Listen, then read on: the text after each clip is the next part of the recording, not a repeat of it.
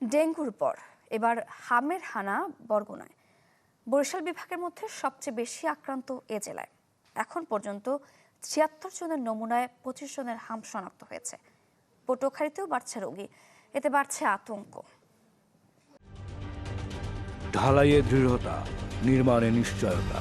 Premier cement, ঢালাইয়ের রাজা। হঠাৎ করে শিশু রোগীর সংখ্যা বেড়েছে বরগুনা ২৫০ শয্যা জেনারেল হাসপাতালে। খোঁজ নিয়ে জানা গেছে বেশিরভাগ শিশু ভর্তি হয়েছে হামের উপসর্গ নিয়ে, কিন্তু শয্যা সংকট আর অব্যবস্থাপনায় সংক্রমণ ছড়িয়ে পড়ার আতঙ্কে অভিভাবকরা। গায়ে র্যাশটা সরছে আর চোখ ফুলে গেছে, চোখ লাল। আমরা এখন বাচ্চা নিয়ে খুবই ভয়ে আছি, কারণ এই রোগের কারণে দিন দিন প্রায় শিশু অসুস্থ থাকে এবং মারা যাচ্ছে।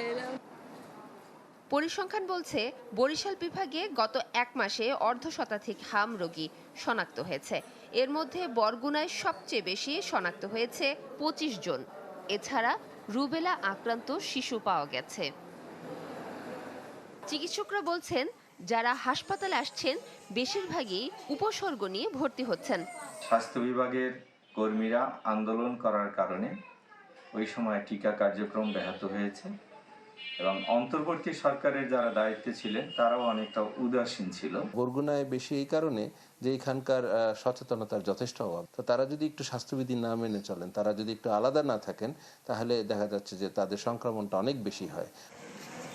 হামের প্রকোপ বাড়ায় পটুয়াখালী জেনারেল হাসপাতালে খোলা হয়েছে ৪ শয্যার বিশেষ ইউনিট। প্রতিদিন হাম উপসর্গ নিয়ে কমপক্ষে ১২ থেকে ১৫ জন রোগী আসে এই হাসপাতালে। আমার বাচ্চা অসুস্থ, হামের রোগী। এখন এই এমন কোনো জায়গা নাই যে একটু বাচ্চাটা নিয়ে দাঁড়াবো, একটু চিকিৎসা নেব।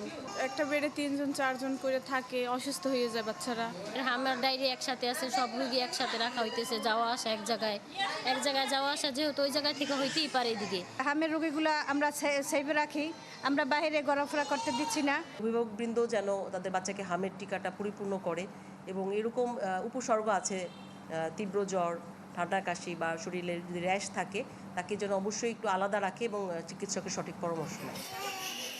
চিকিৎসকরা বলছেন, একজন হাম রোগী অন্তত ১০ থেকে ১২ শিশুকে আক্রান্ত করতে পারে। তাই সচেতন না হলে দ্রুত ছড়িয়ে পড়বে এ সংক্রমণ। মাফতুহা মিলি, চ্যানেল 24।